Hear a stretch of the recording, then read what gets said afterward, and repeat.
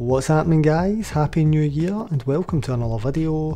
And today I've got something a little bit different, a very interesting piece of information I've had for quite a while, but I've only just gotten round to making a video about it today because I'm not even too sure if I can fully get my head around this one myself. But it would appear that WCW didn't really technically fully go out of business in 2001. I think they were a business until about 2015, technically speaking. It's just a little bit of interesting information, a bit of wrestling trivia, but I'm going to take a bit of a deep dive here today to see if we can find out a bit more about this entire story.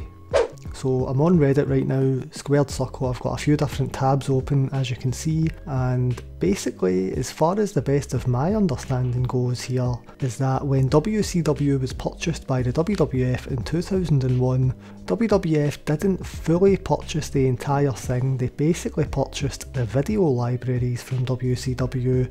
They bought the rings, they bought all of the wrestling type of things. Obviously though, WCW had a few wrestlers under contract, Scott Steiner, they had the NWO, Hulk Hogan, Scott Hall, Kevin Nash, guys like that. So as far as I'm aware, WCW at the time split their company into a different company and the existing WCW company, so the old part of the WCW company got sold to WWF, and the existing contracts, as well as a few lawsuits that were happening at the time, got put into a separate company that was called the Universal Wrestling Corporation, which was under the WCW umbrella of companies. If I'm getting this right, I'm not too sure myself. All owned by Time Warner, of course, Ted Turner's company. So yeah, here is an example of what I was looking for. No idea what this means. Remnants of WCW, what was left after the WWE buyout, merged into TBS on December 5th. Now, what year was this? 2007, so this was only, what, 3 years ago now? Just over 2 years ago technically, but giving us the full rundown. Let's see if I can get on this tweet if it still exists. There you go, there we have it. So this appears to be the official license agreement to say that this company has now ended. There you see Universal Wrestling Corporation. Yeah, this was only a few years ago.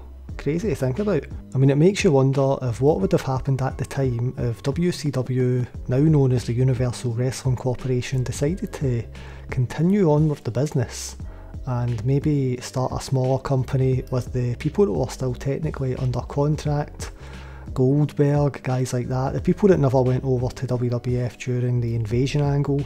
I mean, technically those guys were under contract for WCW and they were part of this new Universal Wrestling Corporation business that had been started to keep paying them their money. So I wonder, I mean, I don't really know the ins and outs of it, but interesting stuff to say the least.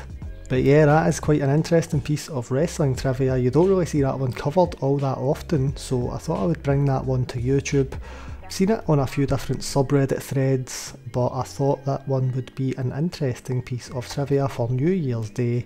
Happy New Year, guys. Thanks for watching, and I'll catch you in the next one.